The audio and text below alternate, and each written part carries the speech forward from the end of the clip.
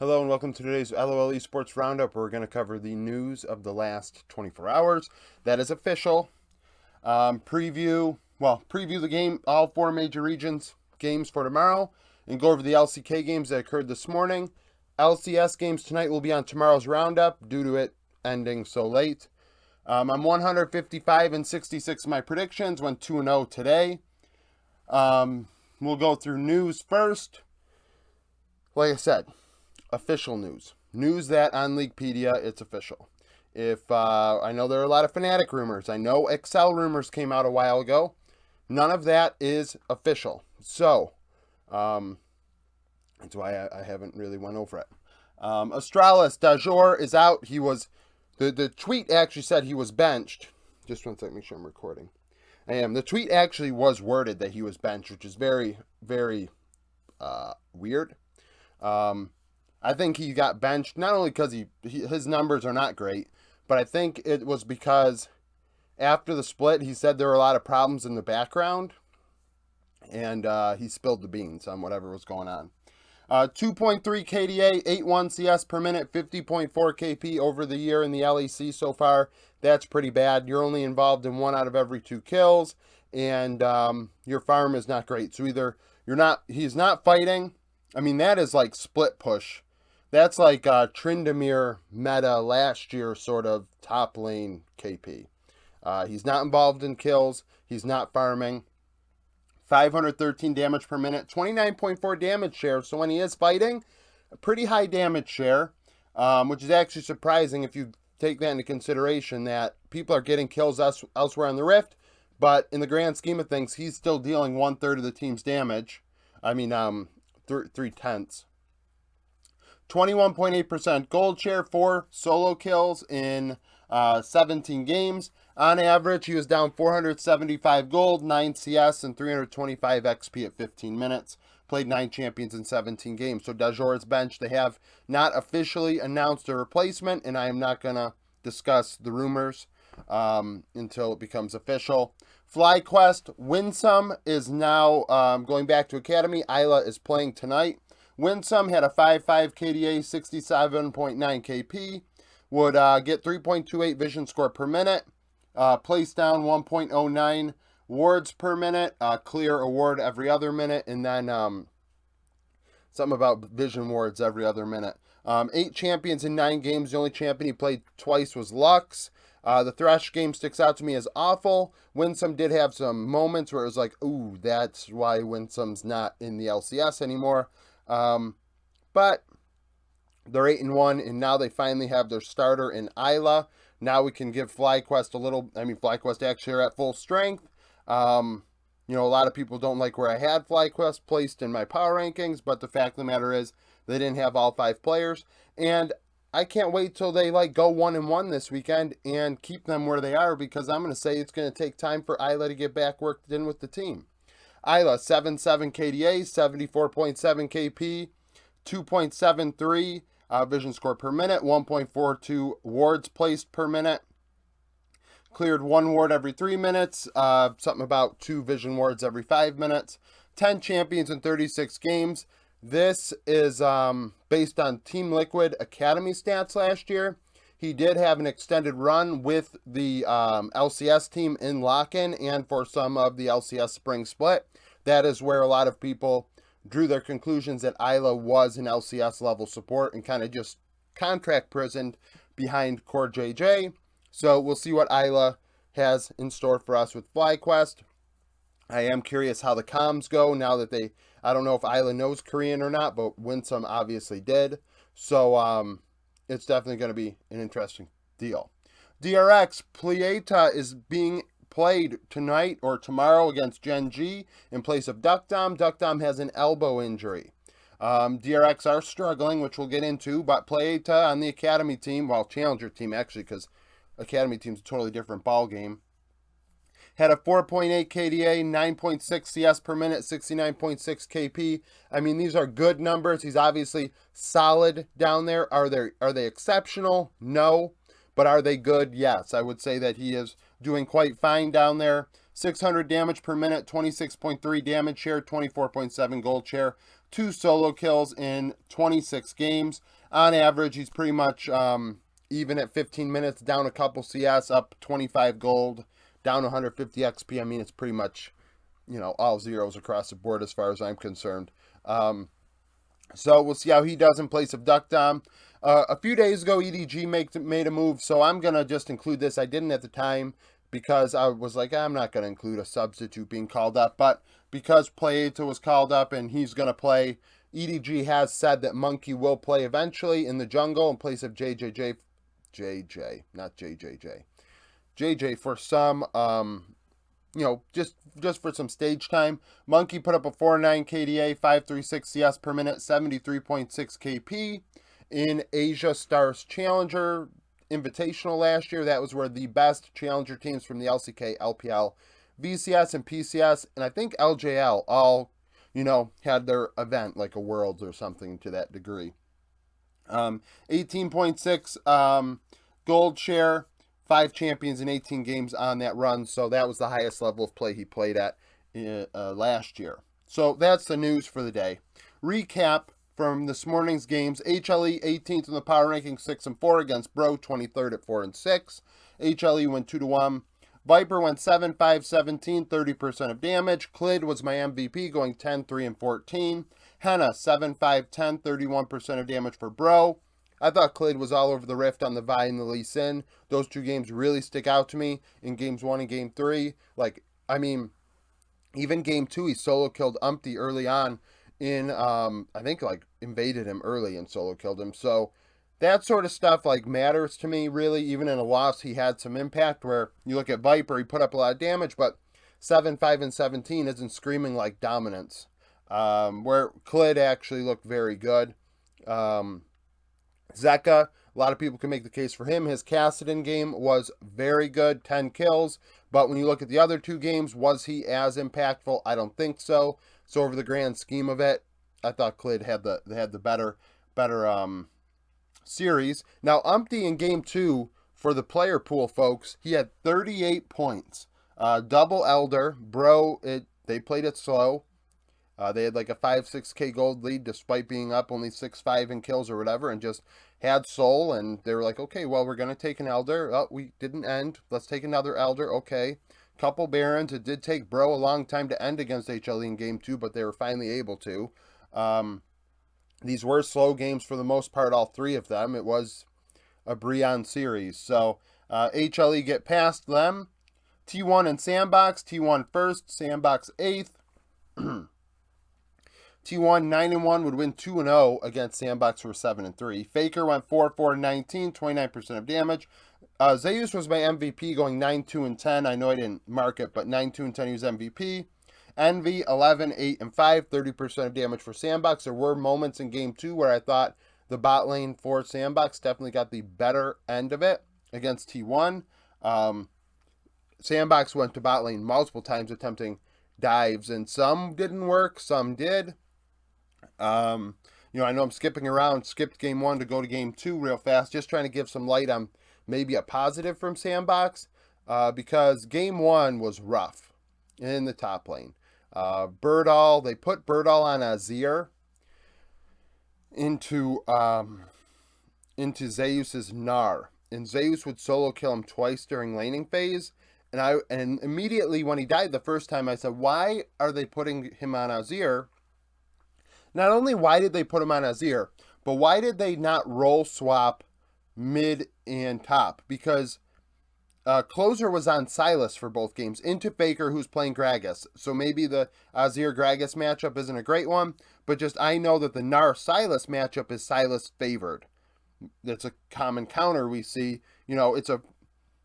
Sylas is a fringe pick in the top lane, but a common counter to Gnar when it comes to things like this. So for them not to role swap Closer and Birdall in game 1 was kind of puzzling, especially after he got solo killed once and struggling. His shuffles were awful. It looked like why is Birdall on this champion? And Zeus was able to just control the game from there. And then in game 2, it was close for a while in the laning phase. Like I said, Sandbox were getting the better end of things in the bot lane for, the most part. And then there was a big fight around Drake that kind of gave T1 an advantage, and then they would roll on from there. Zeus on a Yasuo that did a lot of work, got a couple kills on a bot dive. You know, he was down in bot lane, able to cover for it, and was able to wash it out and actually really kind of turn that game around. You know, and eliminate where Sandbox had built advantages in the 2v2. Because Envy flashing onto Guma and killing him sticks out in my mind. That did happen in the alcove. So not the best performance in game 2 out of T1's bot, but Zeus was just exceptional in both games. And Faker led the team in damage on a Gragas, which is something. I bet not many people thought that was going to happen today. Sneak peek for tomorrow in the LCK. We have Gen G and DRX. Gen G second at 8-3, DRX 1-9. Gen G beat Nongshim earlier in the week. DRX lost to HLE last week. Week 1, day 4 of summer. Gen G would win 2-0. The Discord liked the bot lane matchup, but the bot lane matchup is a wash now that Duck Dom's out and Playeta's in. So Chovy versus Fate is highlighted. Chovy went 11-1-17 in those two games. 26% of the team's damage. Fate across from him went 2-7-1, 24%. Definitely a one-sided affair. I'm sure DRX, Duck Dom could be injured. I'm not doubting that. But at the same time, I would not be shocked if, hey, we're 1-9. Let's go see what this bot laner has. You know, let's give him another shot. I think he's had some LCK games over his career. So just like, let's just see what we have. Let's make a little bit of a change. You know, try something out because it's a fire down there. Freaks in D+, Freaks 2-8, D+ 7-4, 9th in the power rankings. The Freaks lost to Bro, D+ beat KT. Week 3, day 5, D+ would win 2-1. Mid lane matchup, Showmaker went 11-11, 26% of damage in that one. Bulldog 4-8-4, 21%. So Bulldog, that was one of the series where he did not really carry. Majority he has, even in their losses, he's had like 30 to 35% of the team's damage. KDA isn't awful. And in this one, you know, he struggled. So we'll see if he can redeem himself tomorrow. LPL, Ninja in Pajamas versus Anyone's Legend. Nip 2-6, Anyone's Legend 1-7. Nip lost to Thunder Talk. Anyone's Legend beat Team Wii. Week 4, day 5 of summer. Victory 5, now known as Ninja in Pajamas, 1-2-1. Bot lane was the matchup the Discord wanted to talk about. The supports no longer carry, so I just talked about the 80 carry. Spodek went 16-6-18. Betty 17-8-21. So both bot laners did do work in that series. I think Betty had no kills in one of the games, but that would mean that between the other two he had 17. So he did his job. You know, battle of two teams towards the bottom. Team World Elite and Rare Atom, we 3-5, RA 4-3. World Elite lost to Anyone's Legend, Rare Atom lost to BLG. Week 4, day 7 of summer, Rare Atom won 2-1. Half the starters overlap. Strive and Shanks were the highlighted matchup. Strive went 14 kills, 3 deaths, 21 assists in 3 games for 1/4 of his team's damage. Shanks went 5 kills, 9 deaths, 16 assists for 29% of his team's damage. And both of these mid laners have taken the next step this split so far and been very impactful for their teams despite, you know, having some struggles. Obviously, Rare Atom with a winning record, but I would say they're a middling team. This is going to be a close series, I think. I think both teams have some,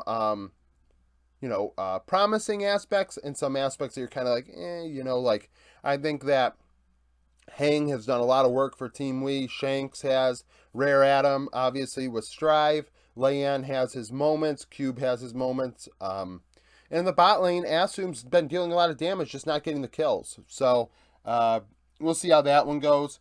LEC, definitely the marquee matchup of the day. Mad Lions and SK in the playoffs. Mad Lions 7-2, 14th in my power rankings.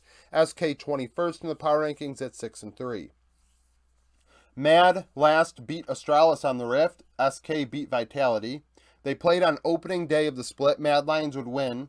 The bot lane matchup was highlighted. Karzi and Hillsong went 5 kills, 1 assist, and 5 kills, 1 death, and 30 assists combined for 31.1% of the team's damage. Exakick and Doss in the loss went 3 kills, 7 deaths, 4 assists, 41.5% of their team's damage. That one's going to be a banger as SK continue to really impress me as they develop right in front of our eyes. LCS, Slate, TSM, and C9. C9 17th in the power rankings. They last played week 3, day 1. C9 would win. The mid lane matchup is highlighted, but just like I said yesterday, Eminez is new to the roster, so we don't have Eminez versus Maple stats to go over. This is going to be a big test for him. I know today and tonight against Gory it will be a test, but Maple has literally played the best in the world. So, on literally the world stage. Like, Maple's obviously been around the block. So, Eminez I don't think is going to be able to trick him with anything. We'll see how that one pans out. Immortals and CLG. They last played week 2, day 2. Immortals would win, so that was one of their 2 wins thus far on the split.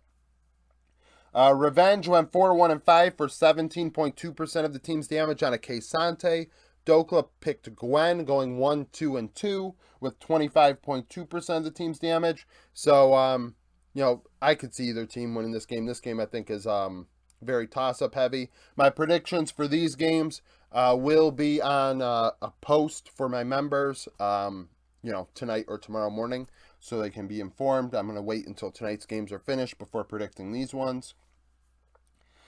Golden Guardians and EDG, looking at it, probably the best game in terms of wins, losses on paper in the LCS tomorrow. FlyQuest, obviously, not FlyQuest, EG 20th in the power rankings. When they played on opening day, EG would win. It was a rocky game, a very, very ugly win that Golden Guardians and EG both, frankly, I don't think anybody won that game. That everybody lost, including the fans. Inspired on Sejuani went 5-2-9 with 11.1% of the team's damage, so a big facilitator role out of Inspired, and River tried to carry. River went 7-3-5 for 20.2% of his team's damage on a Wukong. At the time, Gory was not with the team. Now he is. If EG plays the same way that they did then, tomorrow they will lose. I am confident in saying that. Team Liquid and 100 Thieves. Team Liquid, obviously struggling. They need to win today. 100 Thieves, struggling, coming off of an 0-3 week, and they need to win today. Week 3, day 1, 100 Thieves would win. Tenacity went 3-3-4 with 15.6% of the team's damage in that one on a Jax, if I recall correctly. And Summit played Renekton, going 1-6-2 for 11.3% of the team's damage, so very irrelevant. 11% of the team's damage, like your support probably out-damaged you in that one. So that was one of Summit's int games. Dignitas and FlyQuest, Fly 11th in the power rankings. They played week 1, day 2. FlyQuest won. Like I said yesterday, if Dig lose today, they go down as the first 0-10 team in LCS history and are on pace to be the worst ever, which is a surprise when you look at the roster. It does not look like a great roster. It looked like a middling roster, but it is playing awful. When they last played, Vikla was on a Silas going 5 kills, 1 death, 8 assists for 31.7% of his team's damage. Very impactful. I might have named him MVP for that one. Jensen 1-3-1 on an Akali, dealing 21.4% of the team's damage. So, the LCS slate's pretty ugly tomorrow. I'm sure a lot of people that want to watch FlyQuest are going to be debating, do I stay up for this or do I wait till tomorrow to watch it? And honestly, I think the latter is a fair thing to surmise. Unless Dig, for some reason, beat EG today and you say to yourself, oh my god, they're actually decent. I don't know if one game's going to give us that epiphany, but who knows. But that's it for the roundup. Thank you for watching. If you liked the video, like it, subscribe to the channel for daily League of Legends content. Follow me on Twitter, join the Discord, become a YouTube member, and thank you for watching.